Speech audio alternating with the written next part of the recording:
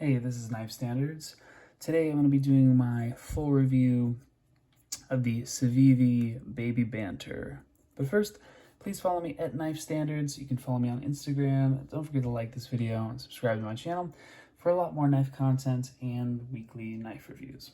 All right, cool. So let's go ahead and talk Civivi and the Baby Banter. So this is the tiny version, or the smaller version. That's pretty tiny. A smaller version of the Banter, also produced by Civivi.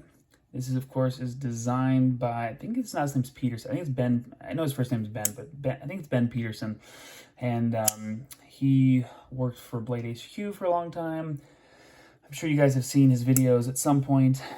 I don't know what he's been up to lately, though. I'm sure designing something, or, working on a knife or some product. So he left Blade HQ. He's doing his own thing.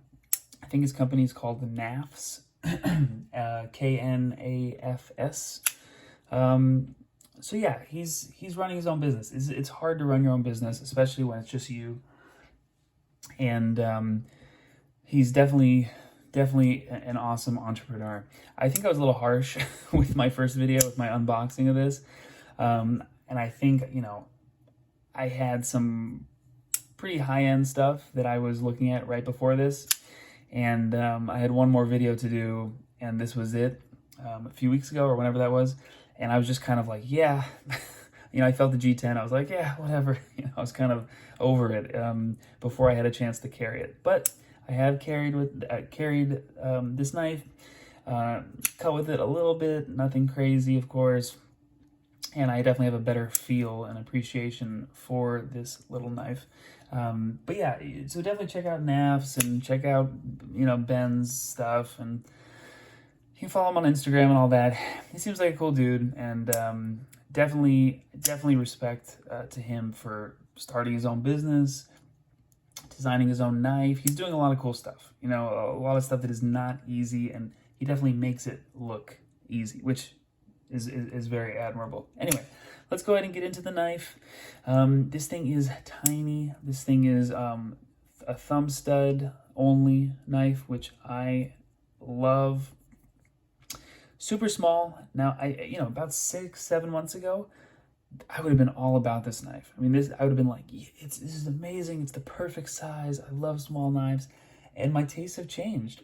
My tastes have changed from the tiny knives like the Baby Banter to the kind of medium EDC size of the Drift, and then have gotten even bigger to now where I'm really enjoying the VBR and this size category, which I would consider large, right in the beginning category, just over medium and just getting into the large knife sizing category, at least the way I see it, with the 3.5-inch blade. And that's where I'm at right now. So I think that if I had this knife 6 months ago, man, this would be a different review. But I have to talk about it and review it, what I think about it right now. So since I have those knives out on the table, let's go ahead and get them out for a size comparison. I'll just leave them right here. You can also see my favorite color scheme. You can see a theme here. I'll get my, I'll give the Drift a break. Let's go ahead and get the sub Kalashnikov from Boker out. I'll go ahead and leave those at the top. Again, do you notice the theme here? This is a liner lock. You can see the liner right there.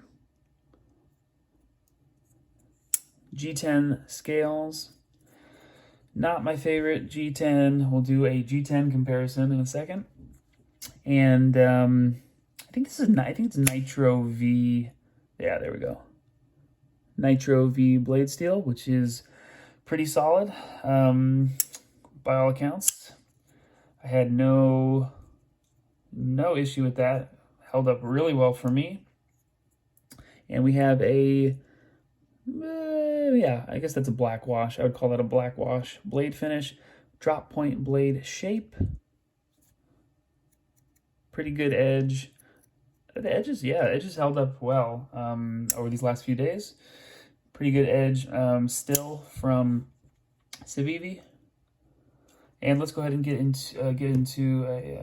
into our size comparison. So we have the sub Kalashnikov, whew, snappy, and then we have the monster, big boy, the VBR. Of course, the VBR towers over these guys, but I just wanted to throw that in there.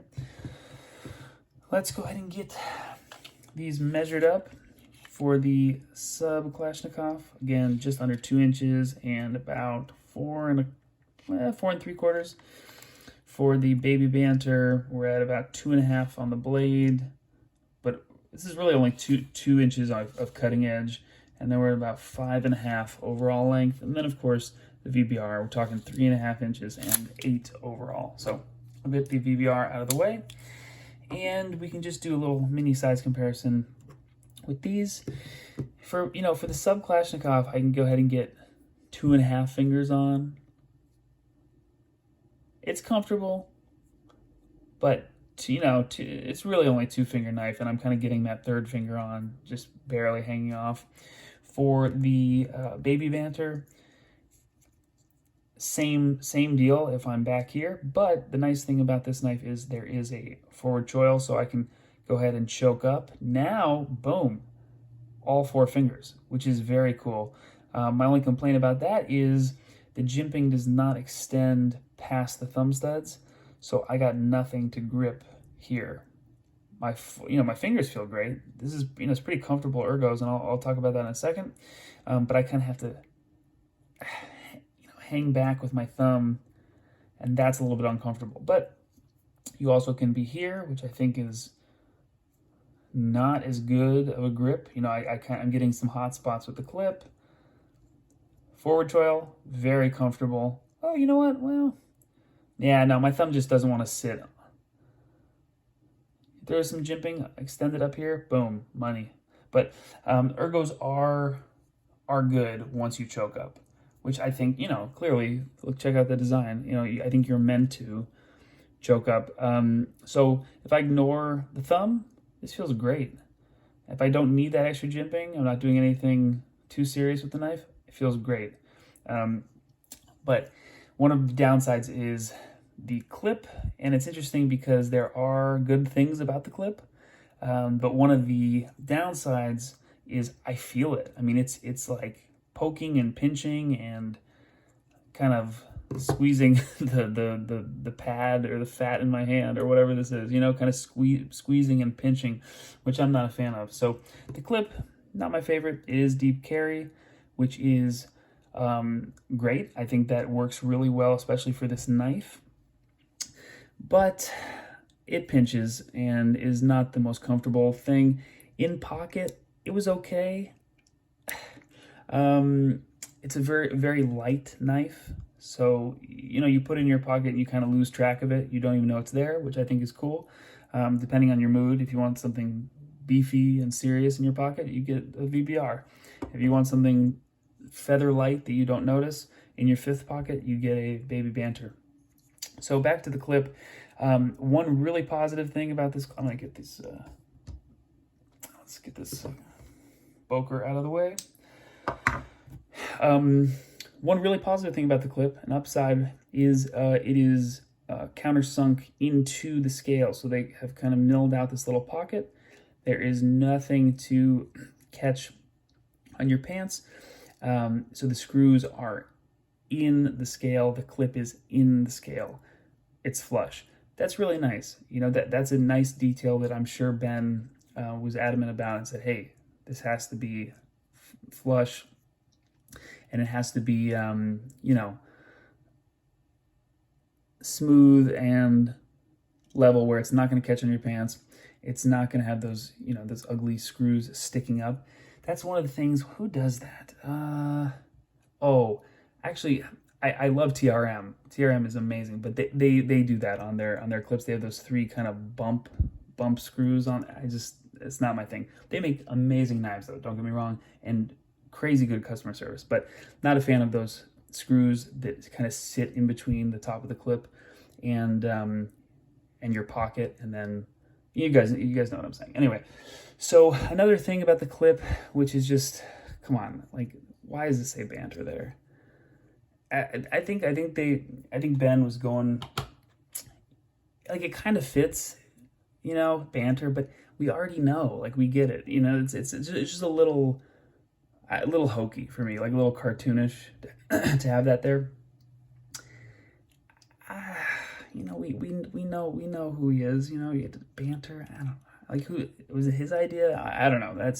I could definitely live without that. Just a plain clip without this billboarding would be my preference. Lanyard hole, I don't care about. And the thumb studs actually feel good. The thumb studs are nice. No complaints there. You got this jimping in the choil, which is cool. I don't know if I need that, but it does provide a little bit of extra grip. Now let's go ahead and talk another downside. Actually, well, I'll go ahead and throw in something positive here.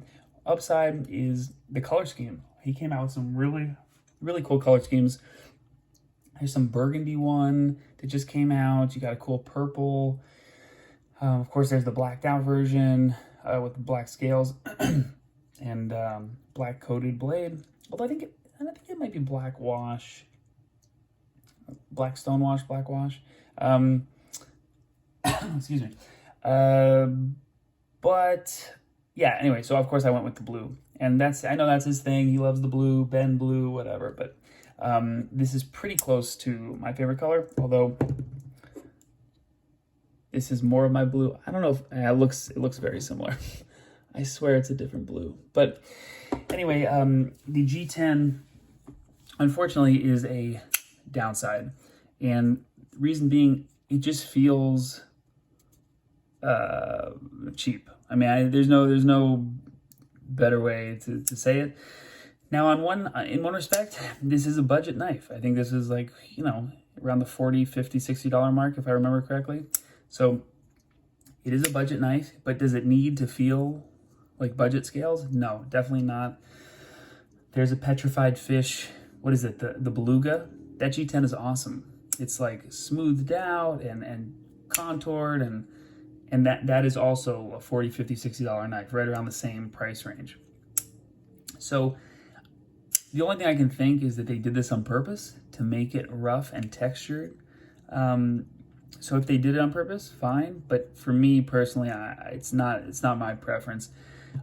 The end all be all amazing, you know, the end all be all for G10 is this amazing, really just smooth. Oh my gosh, love this on the VBR. Just so smooth. I don't know if they polish it or sand it or whatever, but oh man. And I wonder if they could make this G10 like this. If there's a G10 expert in the house, leave me a comment, please. But yeah, I just don't like the way this feels. Like I pick up the VBR and I'm like, oh, I want to go carry this again. You know, I want to use it. I pick up this and I'm like, oh man, why does it? Why? You know, I'm all about the texture. I don't know. Like on the drift, this is rough, but I'm like, yeah, this feels great. This is not going to slip out of my hand. I love this texture. I love this knurling. Yeah, this milling pattern, so good. I pick up even my I have my Mini Freak. I pick this up and I'm like, yeah, this is nice. This is soft and there's a little bit of give to it. It's not going to slip out of my hand. I can, you know, kind of trust the grip. But again, it feels nice. the Baby Banter G10, it just doesn't feel good. Now, of course, lockup, let's see. Yeah, lockup is solid. Maybe a little bit early, but I haven't had any issues with it. The one thing about this knife that really stands out, and I'm going to give Civivi a lot of credit here. I'm assuming it's their doing. The detent is phenomenal. Detent is so good. Of course, I saved that to the end. I saved that till the end of the video to tell you guys. But the detent is really good. It's so snappy and responsive and crisp for a thumb stud knife. There's no like harsh, uncomfortable resistance that you get sometimes. Most recently, I dealt with that with the Chavez Redención. No, is it the Street? Yeah, Redención Street.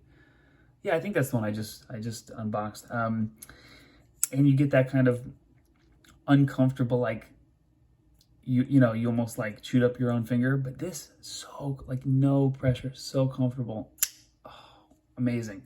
Detent is ridiculously good. Again, thumb studs. I mean, with my thumb on the thumb studs, fine. I wonder if I can like, can I ring finger flick it? Oh.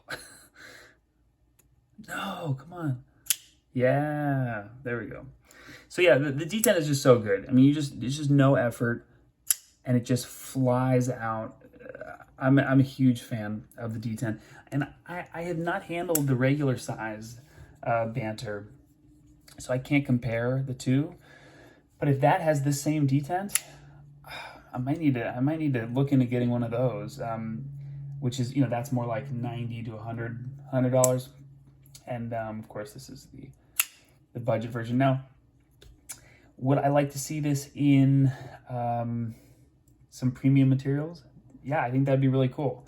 Some carbon fiber on this, or some titanium scales. I would be on board. I would get it. I would try it out. I forgot to mention, it looks like this is also a reversible clip when we were having our clip discussion. So that's a cool plus, I guess. Not for me, but for someone that's left-handed. And the other thing that it's like, yeah, again, I get it, but this branding, the WIUG, what is up, guys? That's his thing. That's what he says. You know, for the Blade HQ videos. Does he need to put it on his knife? Yeah, it's his knife. Sure, go ahead, put it on his knife. But do you need the what is up, guys, and the Banter? No, pick one. Pick one. Overall, this is a cool knife.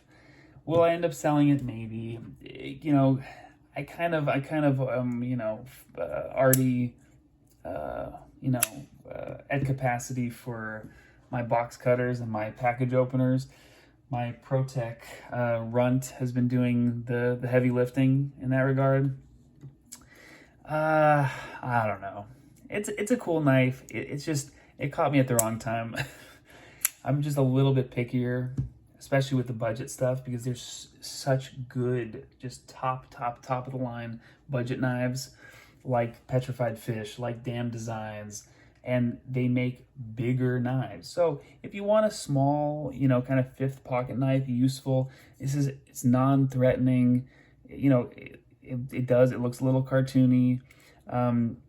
If you want something like that, where it's just like, oh yeah, you know, this is just like, it's just a pocket knife. I think that it accomplishes that, and you should definitely go out and get this if you want that type of knife. But if you want something that feels premium, or that feels better than what it costs, then no, this is not for you. You know, for what it costs, I think that they could have upped to the materials, or at least the G10, something to make it feel a little bit better in hand. But again, huge props to Ben for doing, you know, I mean, it's a dream to have his own knife, two knife designs, his own company. That is awesome. So you got to give him credit for that. And of course, I will be on the lookout for whatever he does next. You know, this is not, I would not consider this a negative review. That's what I'm trying to say. This is just my preferences at the moment, currently, you know, early 2022. So we'll see what he does next.